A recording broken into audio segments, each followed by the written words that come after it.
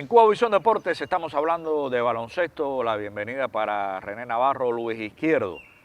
Bueno, muy malas noticias durante todo el año para el baloncesto cubano, tanto masculino como femenino. Ahora mismo, entre las disciplinas colectivas, parece ser el deporte de más bajo perfil, por buscar alguna palabra para mencionar esto desde el punto de vista de una proyección internacional, a pesar de nuestras figuras internacionales en el baloncesto masculino. Pero ¿cuántas oportunidades estamos perdiendo? Centro Básquet, que no puede asistir casos de coronavirus, el equipo femenino al Centro Básquet, que es clasificatorio para la Copa América, que a su vez es clasificatorio para los Juegos Centroamericanos. Comienza a perderse un ciclo por acá, por el femenino y también por el masculino. Pero primero femenino, Navarro. Sí, un placer estar con toda la gente de Cuba y del mundo. Yo creo que es bien lamentable. Cada vez que nos ausentamos de eventos internacionales, de eventos de carácter regional o continental, yo creo que estamos cediendo y perdiendo. Siempre me imaginé, Luján, que para Cuba iba a ser más complicado que para otras naciones del área y del continente, un poco reinsertarse dentro del calendario internacional, por distintos motivos. Porque aquí no es el INDER algunas veces quien autoriza a que una delegación viaje al exterior, sino cuando hay una situación de esta, el Ministerio de Salud Pública tiene su peso en eso y vela por la salud del pueblo cubano y muy en particular de nuestros atletas. Y por otro lado, las conexiones aéreas algunas veces son bien difíciles igualmente. Ahora, yo vi los comentarios que se hicieron acerca del baloncesto femenino cubano y yo digo, caramba, estamos hablando de entrar en el podio, de ocupar un lugar como para avanzar a nivel continental y estar presentes en la Copa de las Américas. En estos Centro Básquet. Exactamente. Entonces, ¿quién iba a decir eso hace unos años atrás, cuando el baloncesto femenino cubano, desde 1970, en ocasión de los Juegos Centroamericanos de Panamá, fue prácticamente invencible a nivel de Centroamérica y el Caribe hasta el año 2018? Pocas, contadas fueron las derrotas del baloncesto femenino cubano. Y no únicamente a nivel regional o de nuestra zona, sino a nivel de América. Cuba perdía con algunos equipos en el mundo en las grandes reuniones internacionales. Pero ¿contra quién perdía Cuba, Luján? Perdía contra la ex Unión Soviética o posteriormente Rusia, frente a Australia, frente a Brasil, frente a Estados Unidos, pero perdíamos muy decorosamente, al punto de que Cuba fue medallista de bronce en el Mundial de Malasia en el año 1990, pero ocupábamos puestos entre los primeros en el ranking mundial. Nosotros recordamos siempre la labor de nuestras morenas del voleibol femenino. Pero no es que en el baloncesto también tuvimos a grandes figuras destacadas a nivel mundial y olímpico, pero con muy honorables puestos a nivel mundial y olímpico. Por eso decía desde el principio que es lamentable que estemos hablando sobre baloncesto femenino y a dónde caímos y cedimos en este deporte, que yo creo que es de los peores que hay en nuestro país actualmente. Sí, señora, en cuanto a deportes colectivos ha bajado muchísimo. De hecho, este equipo que iba al Centro Básquet, un equipo totalmente renovado, apenas 4 jugadores con experiencia internacional, promedio de edad de 19 años, casi todas las jugadoras eran debutantes en torneos internacionales. Luis Izquierdo, me preocupa que se pierde todo un ciclo, que parece que no hay un proceso de inserción en contratos internacionales para este baloncesto femenino, no ha llegado. Tengo muy pocas informaciones sobre este tema.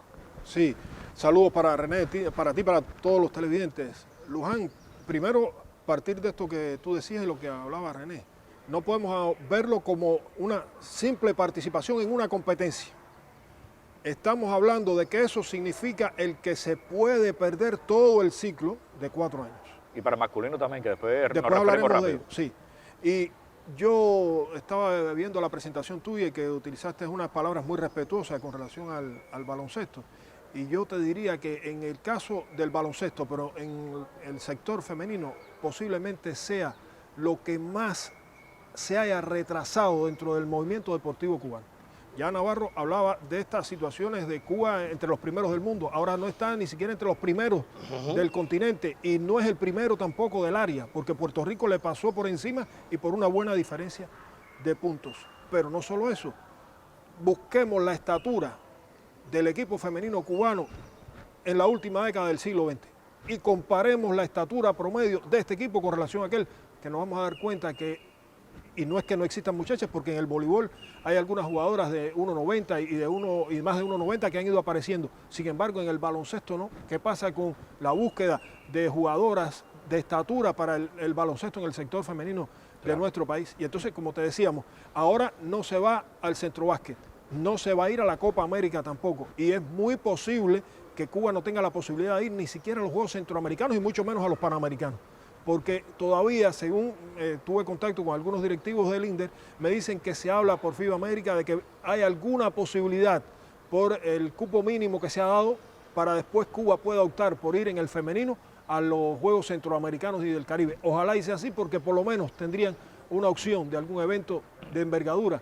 en el cuatrienio. Bueno, Luis Navarro, dos cosas porque nos aprieta el tiempo. Esto es que me hace suponer, y es un tema que René Navarro y yo estamos discutiendo para traerlo acá en el espacio, qué está pasando con el trabajo de base del baloncesto, de la CEI, de la CESPA, etcétera. ¿Llegan talentos, no llegan talentos? ¿Dónde está la estatura y el relevo? Número uno. Y número dos, el baloncesto cubano ha sufrido un colapso. Ahora mismo, tanto masculino como femenino, perdiendo todo un ciclo de centroamericanos y panamericanos, porque hay que recordar que como no se fue a la última ventana mundialista en el masculino, que apenas se ha hablado de esto, Cuba no clasifica, la FIBA sanciona a Cuba, lo saca de la clasificación a la Copa América, que la tenía en el bolsillo, y por lo tanto cae también en crisis el baloncesto masculino. ¿Es así?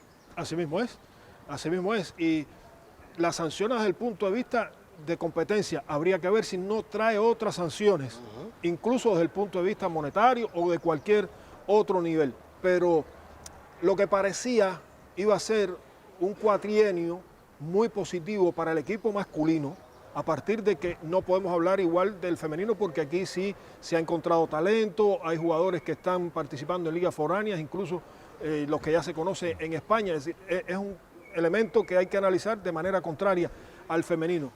Pero incluso por las investigaciones que hemos estado haciendo, le puede resultar más difícil todo esto que ha ocurrido al equipo masculino poder participar en los Juegos Centroamericanos y del Caribe del próximo año en Puerto Rico que al propio equipo femenino. El INDER, la Federación Cubana de Baloncesto y la Comisión Nacional, como se dice popularmente, tienen que ponerse las pilas y buscar la manera de poco a poco ir enrumbando el camino hacia lo que ya han hecho deportes como el béisbol, el voleibol, el balonmano, todo lo que se sabe en cuanto a contrataciones, y de que indudablemente dentro de esos deportes también están apareciendo talentos que resultan apetecibles a la hora de los clubes poder seleccionar a deportistas de nuestro país. No, y la llegada de internacionales, sobre todo el masculino, que tiene también la posibilidad de tener algunos jugadores que hemos hablado varias veces sobre este tema. Sí, pero ¿en qué ligas? Usted dice, hay uno que juega en una liga que es importante, así el Rivero, pero los demás en el Santa Tecla del Salvador. Yo digo, antes los atletas nuestros se hacían dentro del país.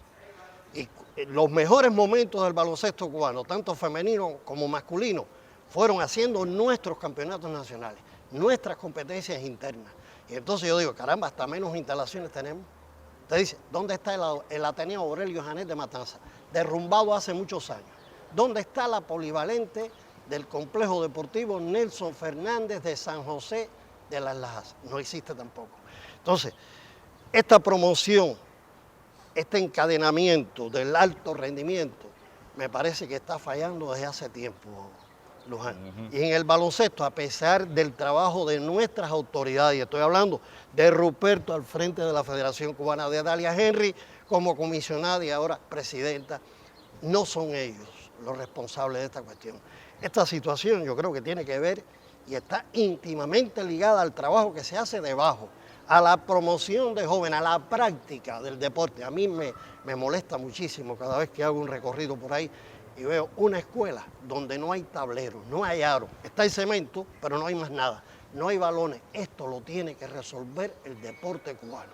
Ese trabajo que hace falta con la niñez, con la juventud, que hoy no está tan interesada en la práctica deportiva como hace unos años atrás. Estamos más interesados en los teléfonos, en la computadora, en los avances, eso, que en el deporte. Pero tenemos que insistir en que en nuestras escuelas la práctica deportiva tiene que verse y no la vemos realmente. Gracias, Navarro. Okay. También, Gracias Luis Izquierdo. Buen fin de semana. Bien.